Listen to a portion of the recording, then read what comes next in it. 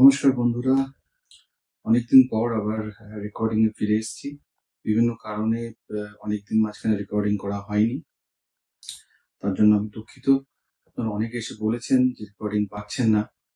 তো আজকে আবার শুরু করলাম। চেষ্টা করব ইম্পর্টেন্ট কিছু টপিক নিয়ে আবার রেগুলারলি ফিরে আসতে আপনাদের কাছে। তো আজকে যে বিষয়টা নিয়ে আমি আলোচনা করব বলে ডিসাইড করেছি সেটা হচ্ছে যে সব ক্রিয়েটিনিন বাড়াই কি দুশ্চিন্তার কারণ? তো যে সমস্ত মানুষ আমাকে দেখাতে আসেন চেম্বারে, তাদের সবসময় একটা রিপোর্ট করতে বলা হয়। রিপোর্টের মধ্যে ইউরিয়া, ক্রিয়েটিনিন, ইউরিনের রিপোর্ট এই সমস্ত থাকেই।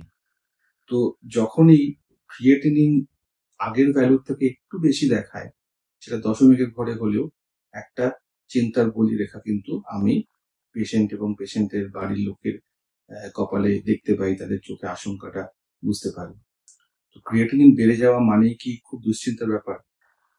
এই কিডনির রোগের যে ট্রিটমেন্টটা, যে লড়াইটা, সেটা কি শুধু ক্রিয়েটিনিনের সঙ্গে? এগুলো একটু বোঝার ব্যাপার আছে। সব ধরনের ক্রিয়েটিনিন বেড়ে যাওয়াটাই কি খুব খারাপ বা আমাদের দুশ্চিন্তার কারণ, বা সেটা ইন্ডিকেট করে যে আমার কিডনিটা আরো খারাপ হয়ে গেল? এর উত্তরটা না। সব রকম ক্রিয়েটিনিন বাড়া কিন্তু কিডনি খারাপ হয়ে যাওয়াটা ইন্ডিকেট করে না। যদিও আমরা জানি, খুব সিম্পল ভাষায়, সহজ ভাষায় বলতে গেলে, ক্রিয়েটিনিন একটা থার্মোমিটার, যেটা দিয়ে কিডনির ভালো খারাপ হওয়াটা কিছুটা বোঝা যায়। কিন্তু সব ধরনের ক্রিয়েটিনিন বাড়াটা কিন্তু খারাপ নয়। তাহলে আসি, কোন ধরনের ক্রিয়েটিনিন বাড়াতে আমাদের দুশ্চিন্তার কারণ নেই। দুটো তিনটে দিক আছে। একটা পরিমাণগত দিক দিয়ে আলোচনা করব।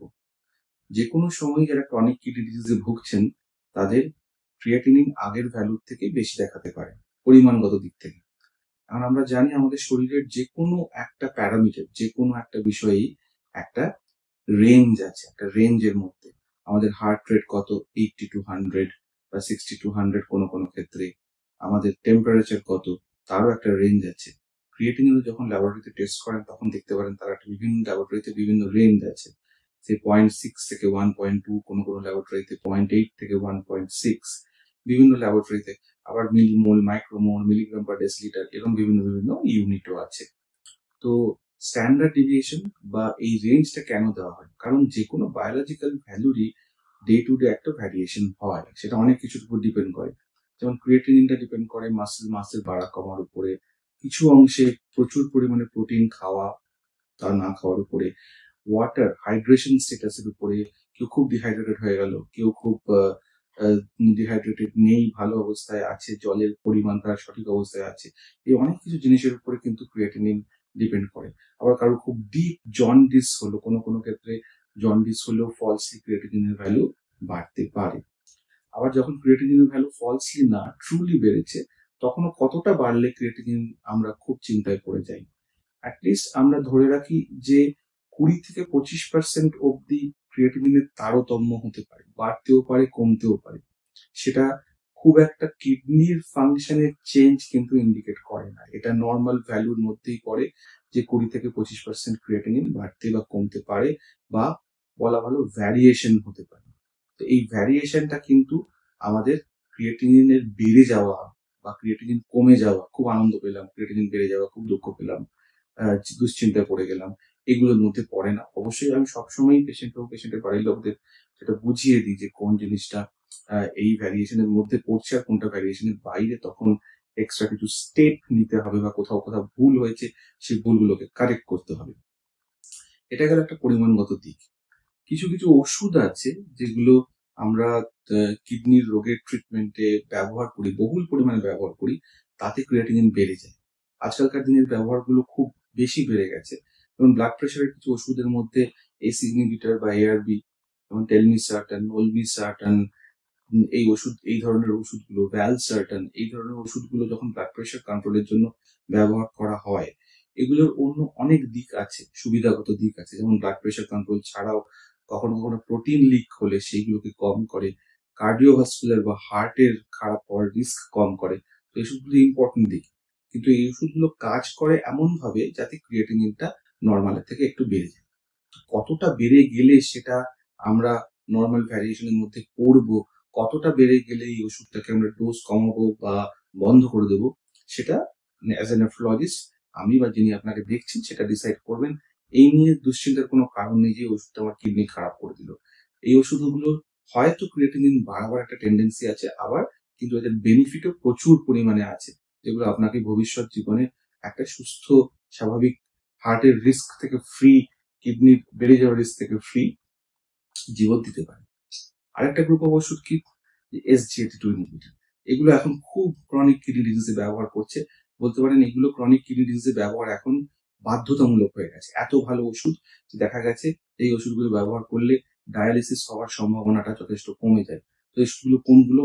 ড্যাপাগ্লিফোজিন বা এম্পাগ্লিফোজিন, এই ধরনের ওষুধগুলো। মেইনলি আগে এগুলো ডায়াবেটিসের ওষুধ হিসেবে ব্যবহার করা হতো। এখনো অনেককে যখন আমি লিখি, পরের বার ফিরে এসে বলেন, ডাক্তারবাবু আমার তো ডায়াবেটিস নেই, তাও ওই ডায়াবেটিসের ওষুধটা দিয়েছেন। বলে রাখা ভালো, এই ওষুধগুলো শুধু ডায়াবেটিসের ওষুধ নয়, এগুলো কিডনি এবং হার্টেরও ভালো করতে প্রচন্ডভাবে সাহায্য করে।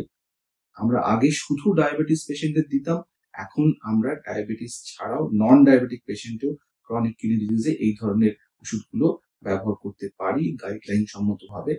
এই ওষুধগুলোতেও শুরুর দিকে যখন ব্যবহার করা শুরু হয়, তখন একটা শুরু থেকে 4 থেকে 6 সপ্তাহের মধ্যে ক্রিয়েটিনিনটা বেড়ে যায়। আবার দেখা যায় যে ব্যবহার করতে করতে করতে করতে আবার 6 মাস বা 8 মাসের মাথায় ক্রিয়েটিনিনটা আবার কমে যায় বা আগের জায়গাতে ফিরে আসে। এই যে ক্রিয়েটিনিনের বেড়ে যাওয়াটা, এটারও মাপকাঠি আছে। কখন ডাক্তারবাবু বুঝবেন যে না বেশি বেড়ে গেল?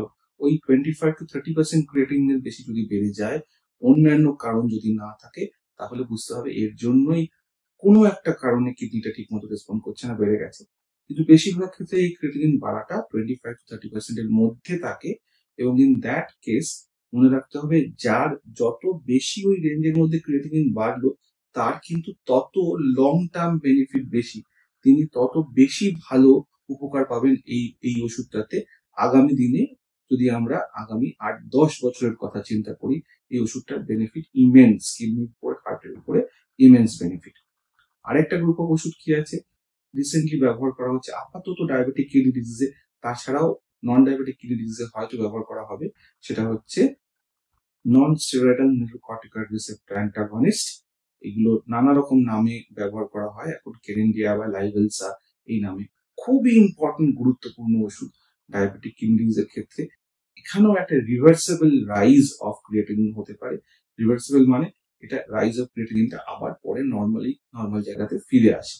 তো এই ওষুধগুলোর জন্য যখন ক্রিয়েটিনিন বাড়ে, তখন আমরা বুঝতে পারি যে এই ক্রিয়েটিনিন বাড়াটা কিন্তু ওষুধের যে কাজ হওয়া সেরকম নিয়ম মেনেই হচ্ছে। একটা দিক থেকে বলতে গেলে যে ক্রনিক কিডনি ডিজিজ ব্যাপারটা এরকম যে কিডনিটা প্রচুর পরিমাণে কাজ করতে করতে যেন ক্লান্ত হয়ে গিয়ে আস্তে আস্তে আস্তে আস্তে কিডনির বিভিন্ন অংশ আস্তে আস্তে কাজ করা বন্ধ করে দিচ্ছে। সেরকম ক্ষেত্রে আমরা যদি কোনো ওষুধ দিয়ে এই কিডনির ওভার ওয়ার্কিংটা কম করে দিতে পারি, বন্ধ করে দিতে পারি, আননেসেসারি ওভার ওয়ার্কিংটা, সেক্ষেত্রে কিন্তু কি হবে, কিডনির লাইফটা প্রলংড হয়ে যাবে। এই সমস্ত ওষুধের মোটামুটি যে কাজ, কিডনির ওভার ওয়ার্কিংটাকে কম করে দেওয়া, কিডনির যে নেফ্রন আছে তার মধ্যে যে গ্লোমেরুলাস আছে তার ভিতরে যে একটা এক্সেসিভ প্রেশার হয় ওভার ওয়ার্কিং এর জন্য, সেটাকে কম করে দেওয়া। এখন যে কোনো ওভার ওয়ার্কিং কিডনিকে যদি আমরা একটু কম কাজ করতে বলি, সো দ্যাট এটা বেশি দিন ধরে কাজ করতে পারে, তাহলে অবশ্যই কিন্তু কিডনিটা ক্রিয়েটিনিন একটু বাড়বে। সেক্ষেত্রে ভয়ের কোনো কারণ নেই। সিমিলারলি হার্টের রোগেও যখন আমরা বিটা ব্লকার জাতীয় ওষুধ ব্যবহার করি, তখন হার্ট রেট কমে যায়, তখন আমরা ভয় পাই না, কারণ হার্টটাকে আমরা জেনে বুঝেই একটু কম বিট করাচ্ছি যাতে হার্টটা কম টায়ার্ড হয়। সিমিলারলি কিডনিকেও আমরা একটু জেনে বুঝেই কম কাজ করাচ্ছি যাতে কিডনি বেশি দিন কাজ করে। এর ল্যাবরেটরি ইন্টারপ্রিটেশন হিসাবে, ম্যানিফেস্টেশন হিসাবে ক্রিয়েটিনিনটা একটু বাড়তে পারে, কিন্তু তাতে ভয় পাওয়ার কিছু নেই।